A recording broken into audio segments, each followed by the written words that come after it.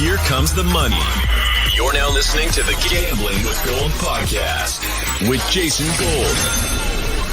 Presented by Champions Round. Let me ask you this question before we hop into the NFL Week 9 slate. What do you think was the most impactful move that was made today? Probably the Dolphins. I think that they made a point to say, we're in win now mode, and we are going to try to keep up with the rest of you guys, because I think they've been somewhat, I don't want to say disappointing, but I think you can see their flaws. And I think that they went out and they were like, here we go. We're going to add to our defense and prove a point that we can compete with the rest of you guys. So I really like what the Dolphins did. The rest of the moves, just all in all, interesting. The Miami one's interesting, and I know that everybody put up the stat that said, they traded Trey Lance and basically got back Tyreek Hill, Jalen Waddle, and Bradley Chubb. That's not necessarily fair or a one-for-one deal, but still the idea that they turned those three assets and some other stuff into three really impactful players. I'm interested to see what Bradley Chubb can do with Jalen Phillips on the other side. That defense is sorely lacking for a pass rush. Last in the league, I believe, in sacks. They only have 15 on the year. The defense is definitely a little bit leaky. I love to see what they can do with Bradley Chubb in the mix there. And you know what? They got to keep up with the Buffalo Bills in that division. No better way to do it than bringing in an absolute star at the D-line or linebacker, whatever position he's going to play there. I think it'll be interesting and great for the Dolphins. I'm torn between that move and the Hockenson move. The Hockenson move, long-term, feels like it could be really good. These tight ends, he's in year 4. A tight end like him probably doesn't hit his prime until, year 5, 6, 7. That's when you see the guy. Gronk is a little bit different, but you saw Kelsey. Kelsey didn't really break out until he was a little bit older. And I think that he could have an absolute star turn for the Minnesota Vikings. I'm sure that I know that you know a lot of people that are Vikings fans too. I'm sure that everybody's completely ecstatic.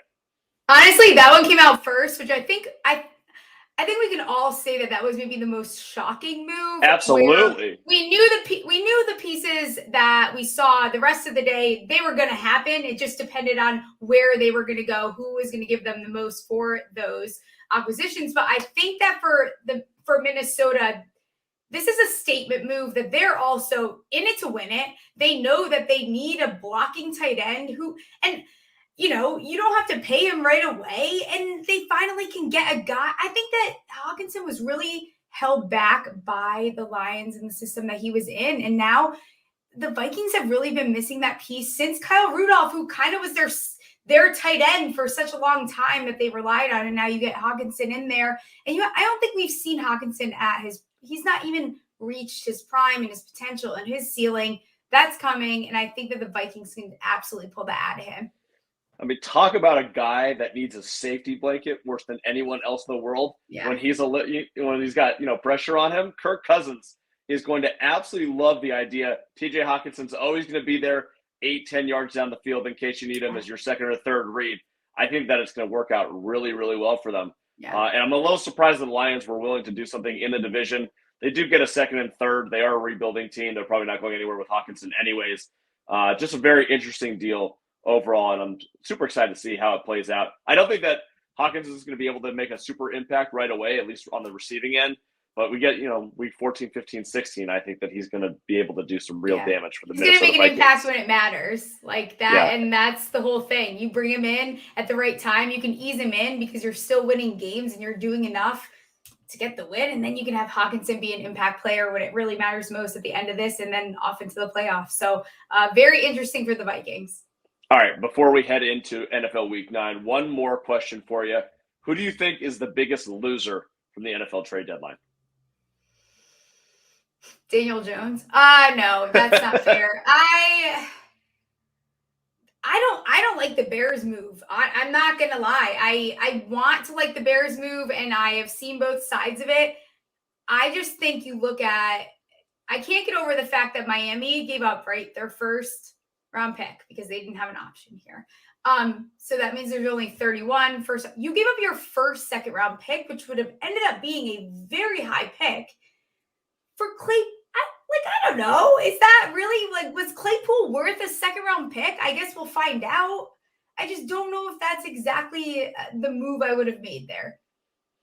It depends on who you ask around the league. I totally understand. It sounds like based on his production the last year and a half, giving up a second-round pick for Claypool seems like an unmitigated disaster. However, if we consider what he did in his rookie year, in the first year where he had an actual functioning quarterback in Ben Roethlisberger, and he was, we all thought that he was going to be the next great star Pittsburgh Steelers wide receiver. He was, 10 touchdowns, 850 receiving yards, something like that. He was absolutely electric. Big body, something that Justin Fields need. And I got to say, after the last 2 weeks of watching the Chicago Bears, I think that they have something with Justin Fields. I'm super excited about it, and we'll talk about it when we get to the Miami-Chicago game this week. But Luke Getsy has that thing rolling. I like that Justin Fields is getting 10 of these design runs a game. You get him someone that can stretch the field, go up and make a play for him if he's in trouble. Claypool could be a real star there. I'm interested to see. I do think it's a little bit of an overpay. But if you consider the fact that you basically got an extra year converting it from Roquan over to Claypool, it's a little bit more understandable to me. Yeah. And then we'll talk about when we get to that game. I guess, as a Giants fan, I know, and I hate when people say that, but I just know when an O-line stinks, I don't really care who you bring in. I'm struggling with Chicago, where people keep talking about development. And again, I'll keep my mouth shut till we get there. But O-line matters, and especially for a quarterback that is young and still developing and doesn't have weapons. So Claypool's great in the concept, and I love it. And I love Claypool, and he needs a new, gets that change of scenery. I think he's needed. I'm not going to base off his rookie year, though. So we'll see how it goes.